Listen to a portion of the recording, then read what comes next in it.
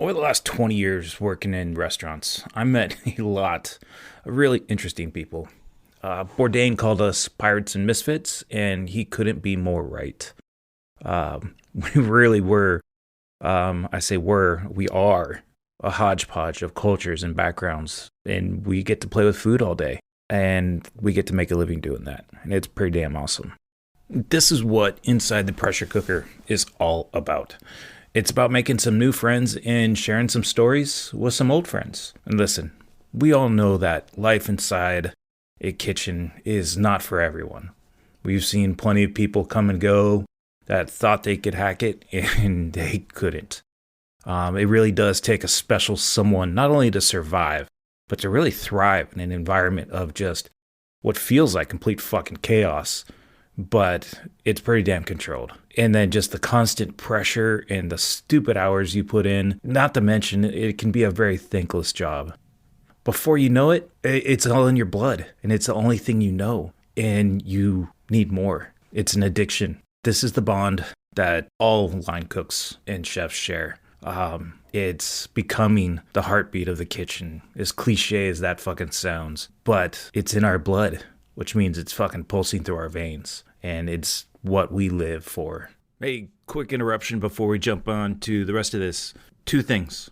First, there's a link in the show notes that, well, it's not really a link, it's my email. Please, I want to hear some feedback from y'all. What do you love? What do you not love? This is how I learn. And the second part, I've set up a Patreon account for this podcast. The link is also in the show notes below. Please, if you're able to, we would love any contribution you're able to support us with. We all have costs that we need to try to cover with this show, and any support would be greatly, greatly appreciated. Let's kick off then. Kaitlynn, give me your 30-second elevator pitch. Who are you? I am a 30-year-old female chef. I am actually currently disabled. I got sick in 2020 and I have not been able to return to work. I'm headstrong. I'm very strong-willed, stubborn, hardworking. I don't know when to quit, and I am also a survivor of abuse, Ooh, which has really shaped my life. yeah, I can imagine so. So let's talk a little bit. You mentioned a little bit, kind of offline, that you're kind of a product of the pirate era and the white collar era. Like, kind of expand on that for me. Yeah. Okay. So, Anthony Bourdain was the one that, called us pirates. So, my chef instructors and my mentors obviously were older than me. So, they were a product of the pirate era, yelling at you. I got a knife thrown at me one time for dropping a $30 piece of fish. I've had plates slung at me. I've been called every name in the book, and I've given back as well as I've gotten too, much to their chagrin. But for the last 6 years, I worked in corporate, and corporate now is a whole kettle of fish. I can't tell you how many times I got called into the office, and they were just like, "Can't call them a fucking idiot. No matter what they're trying to do, you can't do that." I'm like, yes, chef. That's great. You can't tell them to get the fuck out of your way. I'm like, what am I supposed to say then? I said, excuse me 3 times, and they still won't get the fuck out of my way. I got shit to do. You can't say that. So how long did you last in the corporate world then? 6 years actually. I was with Compass Group about a year after I graduated culinary school. I started out as a part timer, one of their US concepts, which is like a retail kitchen basically. Hmm. And you have contracts with we had a contract with a bank in Charlotte. So, basically they paid us to be there to feed their employees, but we still had to make, a profit. So Compass Group is actually like the number seventh employer in the world or something like that. They have a lot of different sectors. Obviously, it sounds like it was more of a cooking was like a release for you to kind of get rid of that pressure and that tension, and it made you feel good. But cooking in the industry is very different. So, how did you know though once you were cooking and you were professionally cooking, so to speak, that it's like, okay, I made the right decision. Like I'm in the right spot. How did you know? Did you know? I did. Okay, so my mom left us kids when I was 6, my brother was 6 months old, and my sister was 9, right? And we had to have dinner on the table by 6. So I cooked a lot, and I absolutely loved it when people would eat my food and they would be happy. After I was in the industry, through all the stress and the pressure, just seeing someone love my food is just the best. Just to see people happy. I 100% understand that. I really feel like we feed the soul. Oh, yes, absolutely. I mean, it's sometimes we're just providing fuel for people, but that feeds our soul. And, you know, sometimes we're cooking for other people's soul. I mean, that's as we've got Thanksgiving and Christmas where, everybody kind of gets together and, there's always something that's going on. But a lot of times, all those traditional dishes that are out there, they're more there for nostalgia and to kind of feed your soul a little bit because it that reminds you of the nostalgia. It takes you back to someone's house or that memory. So food is a very powerful element. It is. It's very connected to memory, especially smell. Yeah, I remember reading something about that where food has got one of the strongest triggers for both for any memory because it involves essentially all the senses. Yeah, and being transported back to, that time when you were happy or, when you were with friends. Hmm. So it can be, a really great, you know, mood booster. And, I feel like mental health and depression doesn't get talked about enough. And like you guys have said on the podcast before, is that drugs and alcohol is only going to drag you down. Well, but behind every addiction is a problem with your mental health. Is that why I stress eat? So, yes, it is why you stress eat, especially chocolate, because chocolate metabolizes into serotonin, which is, the get happy drug. But all of your serotonin is made in your gut. It's all made in the gut? So that's why it is. Learn something every day. I did not know that. This is why I like the science of food. It's very interesting. Hmm. Got to start taking better care of my gut. Trust me. Yes, absolutely. That's a whole nother story there. But um, Oh yeah. yeah, that's the one thing that still has not recovered from my illnesses from 2020. Trust me, nobody wants to hear about that. Well, that's fantastic. I mean, so it sounds like you've got, I mean, you're obviously a product of your past. We all are, whether we really know it or not. But you've definitely have seen a lot of adversity and challenges. And I mean, you definitely are not the type of person just from talking to you that's going to let that dominate you or let you play the victim by any means. Oh, hell no. I learned from an early age that when you get knocked down, you get back up. And that's what grit is. And you have to have That grit was a great word. to be able to survive. Yep. And the restaurant industry, if you don't have grit, it will eat you alive and it will spit you back out. There was this one kid that I went to school with. He started his first job in a restaurant after we graduated, and he could only do one dish at a time. Like, Ooh. now that one dish was beautiful, but, they gave him like some feedback and he just kind of fell apart because he was, we were competitive in Was culinary the school. feedback something like "hurry the fuck up"? Yeah, yeah. And he just kind of fell apart.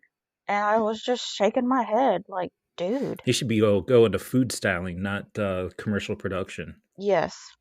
Go somewhere where you can just make food look pretty. How many people from your class whether it's a number or a percentage, do you think are still cooking today from your culinary school? Statistically, between 5 and 8%. Okay, that sounds about right. Or, well, yeah, that number might have dropped a little bit since 2020.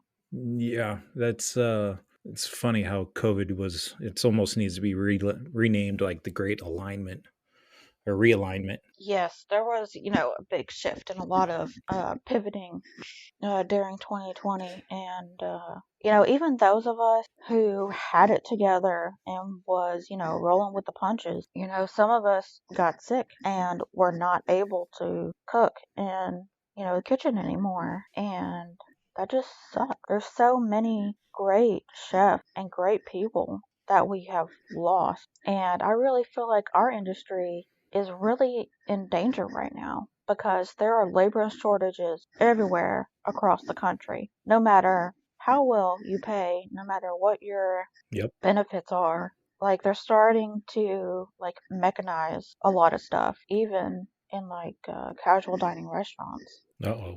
You're starting to get into some Yeah, what was it Patrick and I were talking about? Conspiracy theories here. Oh, no, I know. I joke about it, but how AI though is coming into so much more, and man, I mean, those MIT students are creating robots to cook, that essentially take over cooking. Um, there's robots that are out there already in use in restaurants right now. Um, to I mean, now the only thing they got to do is change a fryer oil, maybe, or just hit the button to turn it on and get it programmed. Um, but it's out there and it's real and it is actually happening right now. yeah. My husband, he actually works in a casual dining restaurant, and they're a test kitchen because they're just so shorthanded all the time, that they're introducing like a warmer drawer that keeps the potatoes warm for, X amount of time after you pull them out. Just other little things like that that reduces labor. Yeah, I bet there's been a lot of people having to go back to that drawing board and just, hey, everything was designed to do this. Now we need it to do this. Like, I mean, it's almost like NASA astronauts like scrambling to like, hey, we're running out of gas. What do we do? Yeah. So this time has definitely really tapped into creativity, especially for owner operators.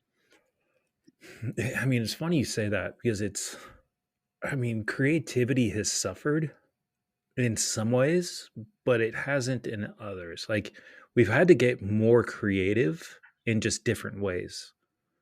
And so sometimes the food can be just as creative for chefs that are able to put some of their input into it and be creative with it. Um, some of them had to get more creative because they've whether it's less people and also just trying to make you know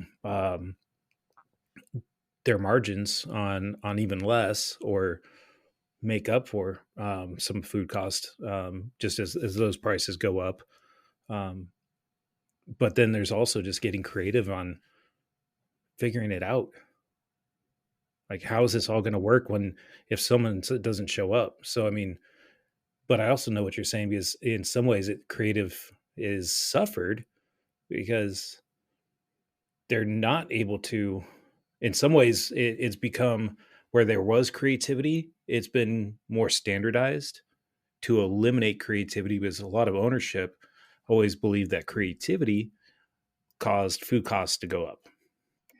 Mm, yeah, that's their impression, but it's really not true. No, I it's not. have noticed on menus, I've seen a lot more cross utilization of ingredients. It's a trend I've definitely been noticing. And then they're working the people that they have to death, trying to use up every little scrap that they have, turning it into something new. Hmm. And I found that to be very interesting. Like it's definitely something that that I worked on in 2020, Like they're really going back to like more old school methods. Like we have this fat from, I don't know, we cut off some fat from a ribeye. Well, they're rendering it down to use for cooking now. Hmm. But, granted, I worked in a hospital that was in the middle of, podunk. So they loved country cooking, which was so boring. So fucking boring. Even at a hospital? And I see, so when Compass Group, when they have a contract with a hospital, they don't just feed the patients. Yeah. They also have a retail area that feeds the Yep. employees. No, I've just known in So, general there's so much that is, even with the employee side of things, everything is so um, there's not a lot of effort. I think that would be the best way to put it. And I've spent some time in hospitals. My son is got some long term medical issues, and like this last summer, we spent 2 weeks in a hospital just for a couple surgeries. So I had plenty I'm of sorry to hear hospital that. food during that time. So I get it. Yeah, that was my first chef manager job, which, you know, was really hard for me. That transition was very difficult. And believe it or not, I had an all female staff. There's a lot more women in healthcare than there generally are in other sectors. But having an all female staff was a whole different kettle of fish. And then 2020 hit, and then, you got to make this change and that change. And even though I just finished that, I got to go back and do this. So I would wear, 3 and 4 hats a day. Yeah. Chef manager, grill cook, patient cook, and to have to take trays up to the patients. Okay, 5 because I'd wash dishes too. Why do you think there is But more females in the hospital sector than whether it's catering or restaurants? It's kind of interesting. I never would have, or maybe was it just that area, or is that statistically pretty common? that's statistically pretty common that there's a lot more females in healthcare. So in the first kitchen that I worked in, there was, or the first healthcare kitchen I worked in, so there's politics, Everywhere. right? And I hate politics with a burning passion. But some of those politics and policies in place protect the female employees more because they have somewhere to go if they're being sexually harassed or intimidated or whatever. And there's more support for females in general. Interesting. So it's just a safer place, is what you're saying then. Yes, absolutely. With my experience across the board, that was definitely a place where I could make my voice heard. And I think that's why females stay in those kitchens. Because there's a lot of women that'll quit from, like casual dining or fine dining simply because of harassment or being talked down to or not being, appreciated. It comes down Hmm. to culture. How much of that culture you think is kind of that pirate era? Is like you mentioned like the pirate era in the beginning, like versus the white collar era, where definitely more white collar in hospitals for obvious reasons. You've got HR people that are watching you all the time, and in Hmm. smaller restaurants, you're not going to have that. But there's an age difference as well. There's a generational difference that is expecting kind of the white collar, we'll just say, treatment. But a lot of people that are still running the restaurants and owners are very much so in the pirate era. Would you agree with that? Absolutely. And that's kind of where that disconnect is, maybe. Yes. And some of the chefs have made that transition, and some of them have not. Hmm. And the ones that I see that have not made the transition is, like you said, in places that have less oversight. Yeah, I can see that. Because if you've got, someone in HR across the hall from your kitchen, that you can go talk to, then, especially in a hospital setting, they're going to have to do something about it. There's a zero tolerance policy, Mm-hmm. not just with the hospital, and that's a contract. When you sign the contract, you agree to those terms, is the zero tolerance policy. Now, when you get away from, hospitals and healthcare facilities, schools, and you go into even like casual dining, you don't have an HR person in the building the majority of the time. You just have, whoever the kitchen, managerial staff Right. is, and they're going to be, your older, more piratey chefs for sure. Because in in regular kitchens, I'm going to put it that way.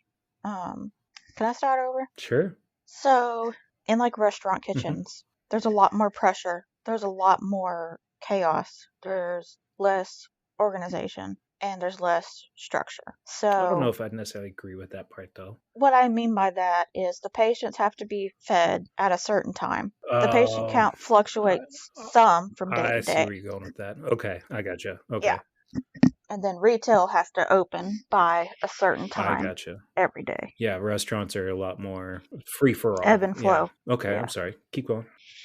Um, so even if the chef isn't complicit, you can't be everywhere at once.